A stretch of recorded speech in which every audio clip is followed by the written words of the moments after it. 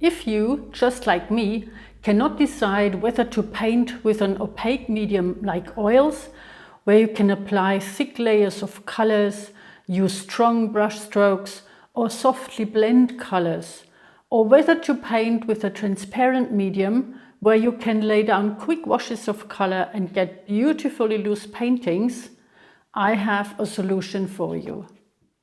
With acrylics, you can do both. And I've shown you a couple of examples for the first method already on this channel, but today I would like to show you how to use acrylics like watercolors. And the biggest advantage of using acrylics like watercolors is that you can paint on big canvases, like the one you will see after the intro.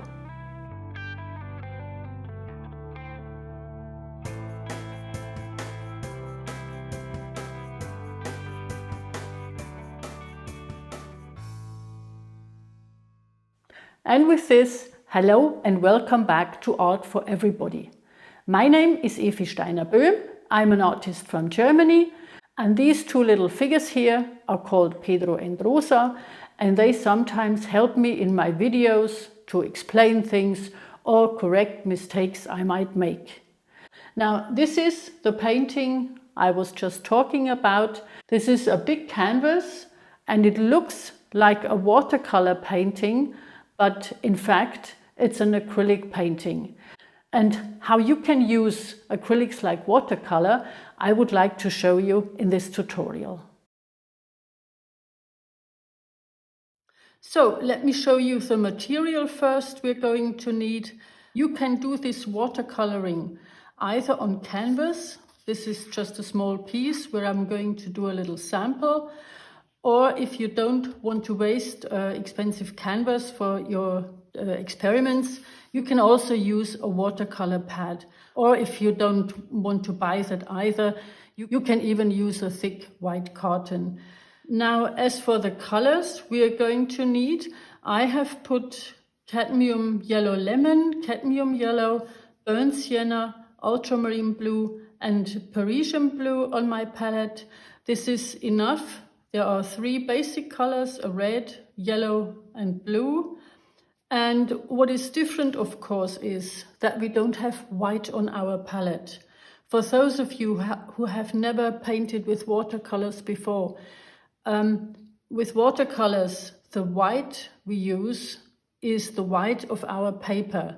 So if we want something white or very light, we either leave the space white, we don't paint on that, or we dilute the color with water. This is why it is called watercoloring, obviously. This might be a little bit difficult for you in the beginning, but I'm sure you will soon get used to it. The thing you will definitely need is a fairly decent watercolor brush like this one. This is a number 12, this would do, and maybe a smaller watercolor brush. Watercolor brushes can take up a lot of water, and this is what we need for watercoloring. So I will show you how this works with this leaf, which is really easy to draw. And if we want to paint the reflections on this leaf, we have to spare some spaces on this leaf and leave them white. Now I'm going to mix the green for the leaf from my Parisian blue, the cadmium yellow, and a little burnt sienna. And I take a lot of water. And then I simply fill in the form and leave some white spots. The secret really is a lot of water. And I can also paint light and shade by adding darker and lighter color. Again, I use a lot of water.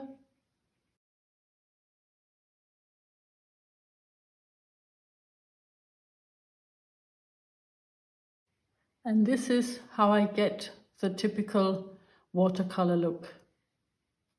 And then I simply leave it to dry, and I can paint in some of the details later on, but basically this is finished now. And until this is dry, I will show you how this works on canvas.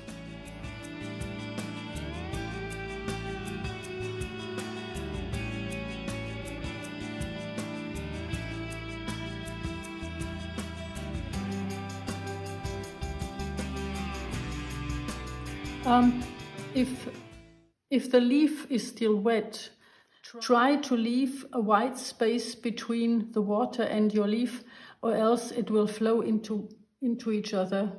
And this will be difficult. We don't want that. You can do the darker brim later here. Now, the good thing about acrylics, of course, is that once this first layer is dry, you can paint over it without hurting it. And this, of course, is very different with watercolors. If you paint over the first layer, there is always the problem that you might wipe off the color of the first layer. And also, when they dry, they almost always get lighter. And with acrylics, this isn't the case. So if I put my details now on my leaf, I don't have to worry about this first layer.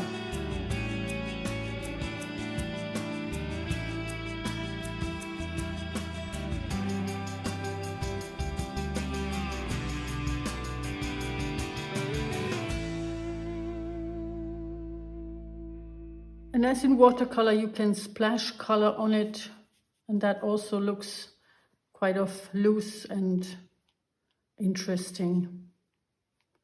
You will see me doing that in the video. And this is what it looks on the canvas, which I personally find even more exciting, more attractive.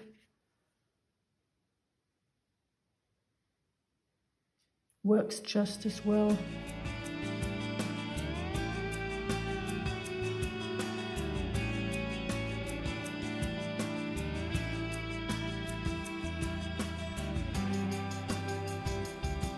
So this was all about the technique, and now you will see how I do a full painting with this technique, and I hope you enjoy watching.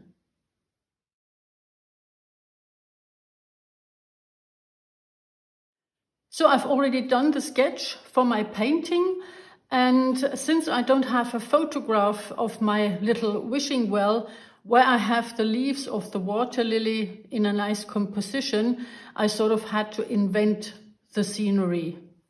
And also, since I didn't want to paint the blossom, I had to arrange the composition in an interesting way, and I decided to sort of crop the image. And that's why you see only half of the leaves up here and down here, so that you have a sort of flow from down here to up here. And now I will put on time lapse. Enjoy watching, and I will see you at the end of the video.